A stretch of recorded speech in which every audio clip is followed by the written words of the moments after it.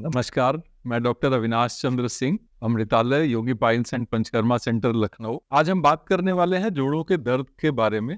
जोड़ों का दर्द या फिर ऐसे कह लें कि कोई भी ऐसा दर्द जो हमारे हड्डियों के, हमारे जो शरीर के अलग अलग जोड़ हैं, चाहे रीढ़ की हड्डी के हों, चाहे पैरों की हड्डियों के हों या हाथ की हड्डियों के हों, उनके जोड़ों में जो दर्द होता है उसके बारे में। बहुत सारे अलग अलग नामों से हम लोग इन जोड़ों के दर्द को जानते हैं, जैसे ऑस्टियोआर्थराइटिस है, रोमेटॉइड आर्थराइटिस है, गाउट है, स्पॉन्डिलाइटिस है, स्पॉन्डिलोसिस है। बहुत सारे ऐसे नाम हैं जो इन जोड़ों के दर्द के लिए हमें पता चलते हैं। और जब भी ये डायग्नोसिस हमारे सामने आती है या जब भी हमें ये पता चलता है कि इस तरह की बीमारी हमको हो गई है, बहुत सारे कंफ्यूजन्स हमारे दिमाग में होते हैं कि हमें क्या करना चाहिए, क्योंकि दर्द की प्रकृति वही रहती है। दर्द तो दर्द है, चाहे वो ऑस्टियोआर्थराइटिस का हो या रिमेटॉइड आर्थराइटिस का हो या स्पॉन्डिलाइटिस का हो, वो हमेशा दर्द ही रहेगा और उसके इलाज अलग हो जाते हैं जैसी बीमारी होती है। तो कई बार ये कंफ्यूजन होता है कि क्या दर्द की दवा खा के हम हर बीमारी का इलाज कर सकते हैं, जो कि एक आम बात है और यही एक उपलब्ध इलाज है। अगर आप किसी भी ऑर्थोपेडिक सर्जन के पास जाते हैं या फिर किसी एलोपैथिक डॉक्टर के पास जाते हैं, तो ये सबसे कॉमन उपाय है कि आपको दर्द की दवा दी जाती है, पेन किलर्स दिए जाते हैं। साथ में अगर बहुत ज्यादा दिक्कत होती है तो स्टेरॉइड्स का भी इस्तेमाल किया जाता है, लेकिन ये कोई भी समस्या को जड़ से ठीक करने वाली चीजें नहीं है। आजकल कुछ सप्लीमेंट्स है जिनको हम कहते हैं कि वो काम करते हैं, लेकिन कोई भी उसका साइंटिफिक प्रूफ बहुत अच्छा हमारे सामने नहीं आता है। कई बार बहुत सारी चीजें हमें खाने को दी जाती हैं, लेकिन उससे पूरा फायदा हमको बीमारी में नहीं मिल पाता। आयुर्वेद की अगर बात करें तो हम दर्द को जड़ से मिटाने में बहुत सहायक हो सकते हैं। अगर हम बात करें स्पॉन्डिलाइटिस की, स्पॉन्डिलोसिस की, या कमर के दर्द की, जोड़ों के दर्द की, ऑस्टियोआर्थराइटिस की, या रिमेटॉइड आर्थराइटिस की, या फिर गाउट की, तो इनकी सबकी अपनी अलग अलग इटियोलॉजी है और उसको उसी के हिसाब से अगर ट्रीटमेंट हम करते हैं तभी हमें पूरा फायदा मिलता है। जैसे अगर हम सबसे पहले शुरुआत करते हैं कंधे के दर्द से, या स्पॉन्डिलोसिस जिसको बोलते हैं, या स्पॉन्डिलाइटिस का जो दर्द होता है, उसमें क्या होता है, हमारे कंधे के पास की जो रीढ़ की हड्डियां हैं उसमें कंप्रेशन होता है। रीढ़ की हड्डियों की जो बनावट है वो एक के ऊपर एक रखी हुई होती हैं, उनके बीच में कार्टिलेज होती है, सॉफ्ट टिश्यूज होते हैं और उनके बीच से हमारी नर्व्स निकलती हैं जो हमारे हाथों को या फिर कंधे को सप्लाई देती हैं, जिनमें सेंसेशन हमें पता चलता है। अगर इन हड्डियों के बीच का जो गैप है वो किसी वजह से कम हो जाए, या इन हड्डियों के बीच में जो सॉफ्ट टिश्यू डिस्क है वो किसी वजह से फूल जाए या फिर उसमें कोई परिवर्तन आ जाए, तो क्या होता है कि उसमें से निकलने वाली जो नर्व्स हैं वो कंप्रेस होने लगती हैं, दबने लगती हैं, जिसकी वजह से उस नर्व्स की सप्लाई जहां तक होगी, अगर उस नर्व की सप्लाई हमारी उंगलियों तक होगी तो वहां तक हमें दर्द महसूस होगा। पहला स्टेज होता है दर्द का, फिर धीरे धीरे उनमें कंपन आता है, फिर उसमें नमनेस आती है। इसका मतलब है जब नमनेस आनी शुरू हो जाए तो कई बार लगता है कि दर्द तो कम हो गया, लेकिन ये बीमारी का बिगड़ा हुआ रूप है, या ऐसे कह लें कि थर्ड स्टेज है। जब कंप्रेशन की वजह से नर्व्स अपना काम पूरी तरह से नहीं कर पाती हैं, तब उसमें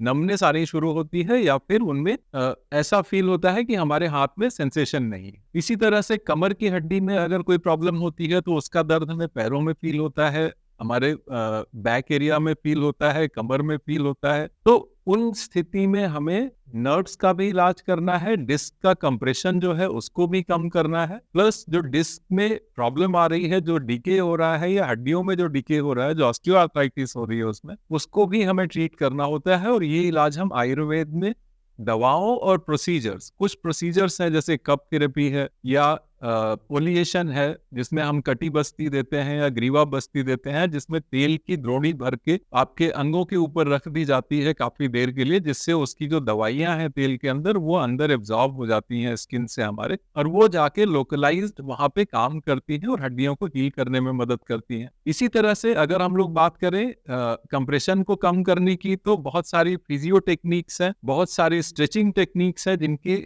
मदद से हम लोग कंप्रेशन कम कर सकते हैं। अपना जो पेन है, जो नर्व कंप्रेशन की वजह से हो रहा है, उसको बहुत हद तक हम लोग कंट्रोल कर सकते हैं। बहुत सारी दवाइयां आयुर्वेद में है जो इसको परमानेंटली ठीक करने में मदद करती हैं, अगर अर्ली स्टेज में हम आयुर्वेद की मदद लें। कई बार होता क्या है, जैसे मरीज के साथ प्रॉब्लम सबसे बड़ी ये होती है कि जब भी हमें इस तरह का कोई दर्द महसूस होता है, हम सबसे पहले एलोपैथी की तरफ जाते हैं। 5 साल, 6 साल, 7 साल वहां पे इलाज कराने के बाद तब हमें लगता है कि यहाँ पे ठीक नहीं हो रहा, तो हमें आयुर्वेद की मदद लेनी चाहिए। तब तक काफी देर हो चुकी होती है, डैमेज काफी हो चुका होता है और उसको रिवर्स करना थोड़ा मुश्किल हो जाता है हमारे लिए। सबसे अच्छी चीज ये है कि अगर हम लोग आयुर्वेद में पहले ही चले जाएं, दर्द शुरू होने के टाइम पे या जैसे ही हमें ये लक्षण पता चलते हैं, अगर हम आयुर्वेद की दवा से और हमारी थेरेपी से इसका इलाज करना शुरू करें, तो फर्स्ट स्टेज को ही हम रिवर्स कर सकते हैं और पूरी तरह से ठीक कर सकते हैं। जो उपलब्ध इलाज आज की डेट में होते हैं, मॉडर्न पैथी में होते हैं, उसमें सबसे बड़ी समस्या ये है कि बीमारी का कोई इलाज नहीं होता, हम केवल सिम्टम्स को ठीक कर रहे होते हैं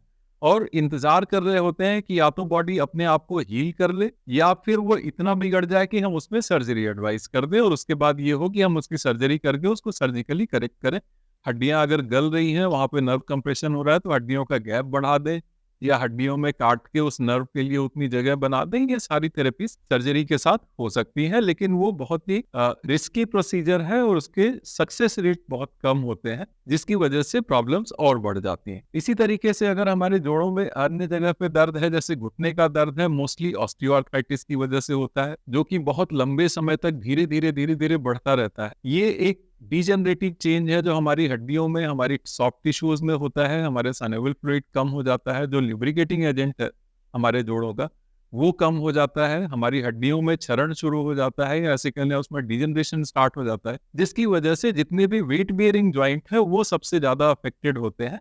और यूनिलेटरल होता है, कई बार एक जोड़ में ज्यादा महसूस होता है, दूसरा जोड़ फिर भी ठीक रहता है, या फिर ऐसे कह लें कि बाइलेटरल पूरी तरह से बराबर बराबर नहीं दिखता है। ऐसे ही अगर हम गाउट की बात करें, तो यूरिक एसिड का बढ़ जाना उसका कारण है। इसका दर्द हमारे सारे छोटे जोड़ों में दिखाई देता है। छोटे जोड़ों में सोजन, उसमें रेडनेस, चिकनापन दिखता है बाहर से, जैसे चिकना हो जाए। जैसे अभी अगर देखें तो यहाँ पे हमारे जोड़ों के बीच में अगर हम देखें तो खुरदुरापन रहता है या रिंकल्स रहते हैं, वो रिंकल्स खत्म हो जाता है, जोड़ सूज जाता है। ये गाउट के लक्षण होते हैं। ये लगभग सभी जॉइंट्स में एक साथ दिखाई देता है या बहुत सारे जॉइंट्स में दिखाई देता है। इसी तरीके से अगर रिमेटॉइड आर्थराइटिस की बात करें तो मोस्टली फीवर के साथ स्टार्ट होता है दर्द, और बुखार के बाद अचानक से हमारे बहुत सारे छोटे जोड़ों में दर्द शुरू हो जाता है, या बड़े जोड़ों में भी दर्द शुरू हो जाता है, जिसको हम लोग अलग तरीके से ट्रीट करते हैं, क्योंकि एक ऑटो इम्यून डिजीज है। हमारी अपनी इम्यूनिटी ही हमारे जोड़ों को नुकसान पहुंचा रही होती है या हमारी हड्डियों को खराब कर रही होती है,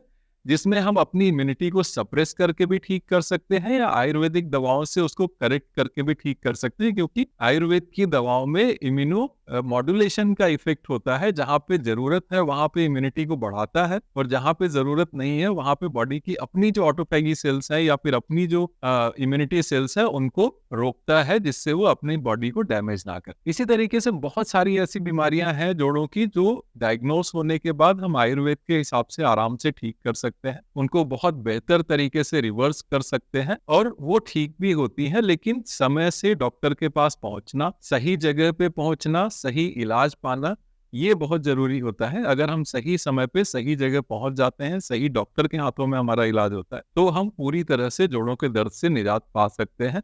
ये श्योर है। Thank you so much.